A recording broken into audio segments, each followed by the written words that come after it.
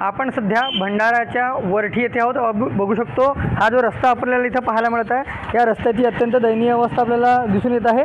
वरठी आणि सिरसी या गावांना जोडणारा हा रस्ता असून या रस्त्यावर मोठ्या प्रमाणात वाहतूक होत असते। दररोज या मार्गावरून अनेक नागरिक प्रवास करत असतात। मात्र हा जीवघेणा जो रस्ता आहे हा वरठी ग्रामपंचायत हद्दीतही नाही आणि सिरसी ग्रामपंचायत हद्दीतही नाही आहे। हा दोघांच्याही सीमेच्या वरती तयार झालेला हा रस्ता आहे।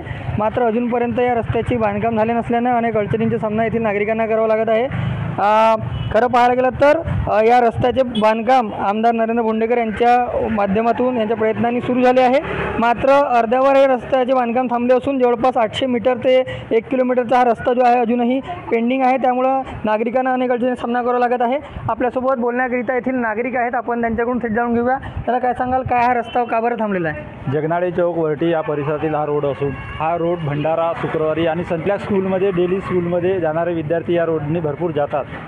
पण काही कारणास्तव या रोडाचा बांधकाम अपूर्ण राहिलेला आहे। प्रधानमंत्री योजनेच्या अंतर्गत हा रोडचा काम झालेला आहे, पण 800 मीटर जवळपास हा रोड अजूनही बांधकाम झालेलं नाही।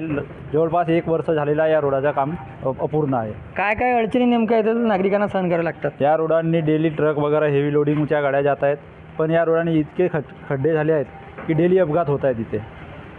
तर नक्कीच दररोज कित्येक अपघातांना सामोरं जावं लागते। या मार्गावरून प्रवास करत असताना अनेकांना अपघाताचा सामना करावा लागतो। त्यामुळं तात्काळ येथील रस्ता जो आहे दुरुस्त करण्यात यावा अशी मागणी येथील नागरिक करताना दिसून येत आहेत। रुपेश सपाटे, TV9 मराठी, भंडारा।